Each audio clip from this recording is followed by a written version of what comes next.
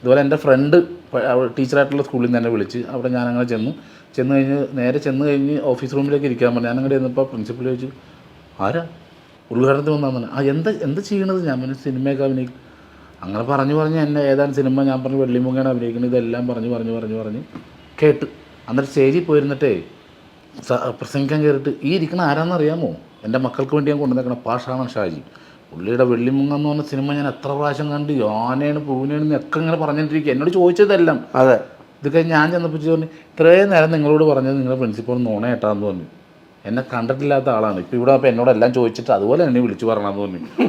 ഇനി മക്കൾക്ക് അല്ല ഇത്രയും ഇങ്ങനെയൊക്കെ നുണ പറയാൻ പാടണ്ട മക്കളെ എന്ന് ചോദിച്ചു.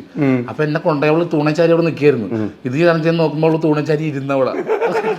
മക്കൾക്ക് എന്താ പാട്ട് വേണം, എന്താ വേണ്ട പാട്ട് പാടി പിള്ളേരുടെ കൂടെ പുറത്തൊക്കെ ഇറങ്ങി പാട്ട് പാടിയിട്ട് ഞാൻ പറഞ്ഞു അപ്പോൾ എന്നാൽ ശരി എല്ലാവർക്കും നന്ദി, ഞാൻ പോവാട്ടെന്ന് പറഞ്ഞപ്പോൾ ടീച്ചർ വലിയ മൊമെൻറ്റോ ഞാൻ പറഞ്ഞു അങ്ങോട്ട് കൊടുത്തേക്കുന്നുണ്ട്.